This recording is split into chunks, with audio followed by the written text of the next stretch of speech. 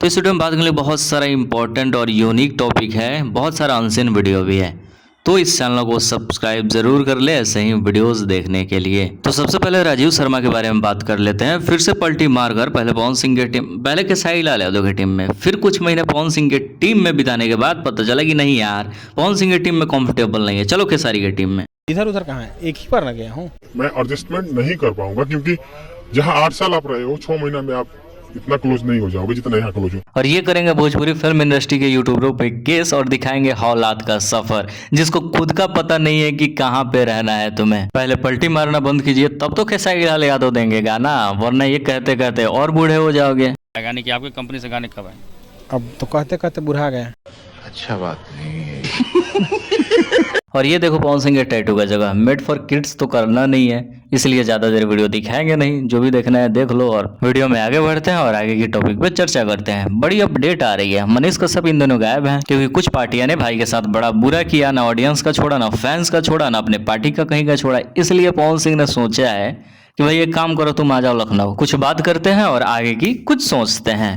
तो देखो मेरी राय, जहां तक मुझे पता है कि पवन सिंह एक पार्टी बना रहे हैं, जिस पार्टी का नाम अभी कंफर्म नहीं है, लेकिन इतना पता चल रहा है कि सर्व समाज पार्टी शायद हो सकता है। इसी चीज पे शायद बैठक के लिए पवन सिंह ने मनीष कश्यप को लखनऊ बुलाया है। तो अब तक अपडेट यही है, आगे जो भी होगा वीडियो बनेगा, तो इसलिए चैनल को सब्सक्राइब करना तो जरूरी है, क्योंकि अभी इस चैनल पे 940 सब्सक्राइबर है। कम से कम एक क्राइटेरिया पूरा करवा दो सब्सक्राइब करके, 1000 सब्सक्राइबर पूरा हो जाएगा। बाकी वॉच टाइम का रिस्पॉन्सिबिलिटी मेरा है, मैं पूरा कर दूंगा। अगली अपडेट खेसारी लाल यादव भैया के लिए बड़ा बुरा लग रहा है। हमारे महान खेसारी लाल यादव इतना कंट्रोवर्सी किए, फिर भी गाने ने 6 दिन में 3 मिलियन व्यूज भी कंप्लीट नहीं किया। अब इतना कंट्रोवर्सी करने का क्या फायदा? पता है किसको आप टारगेट कर रहे हो? पवन सिंह को। और पवन सिंह का आपके लाइफ में रोल क्या है वो तो राजन अच्छे से एक्सप्लेन करता है, देखिए। आपके जीवन में एक ही लकीर है जिस पे आपको रेंगना है और वो है पवन सिंह। तो स्पेशल खेसारी लाल यादव के लिए सबक यही है कि कंट्रोवर्सी करके आपके गाने चलेंगे नहीं। और रही बात पवन सिंह का, तो आवाज ही इतना बढ़िया है कि कंट्रोवर्सी या कुछ भी कर ले पवन सिंह, वो चलना ही है। तो काहे अपना खुद का पैर कुल्हाड़ी में मारते हैं? अपना इल्जाम यूट्यूबर पे लगाना बंद कीजिए, यूट्यूबर को टारगेट करना बंद कीजिए। आपको टारगेट करना लोग बंद कर देंगे। यार हम भी अच्छे अच्छे न्यूज बनाएंगे, मेरा भी सपना है यार खेसारी लाल यादव के लिए अच्छे बोलना, लेकिन खेसारी लाल यादव मौका ही कहाँ देने वाले हैं। आगे की अपडेट देखते हैं। और पवन सिंह के साथ अपने एक गाने की वजह से पूरे इंडस्ट्री को हिला चुकी आव्या दुबे ने पवन सिंह के लिए क्या कुछ कहा, उसको देखो। लग गई क्योंकि उस दिन 18 को मेरा जन्मदिन, उसके बाद गाना तो दो खुशियां एक साथ। मतलब वो सच बात कहते हैं लोग कि he is really power star, no doubt, ये तो सच बात है।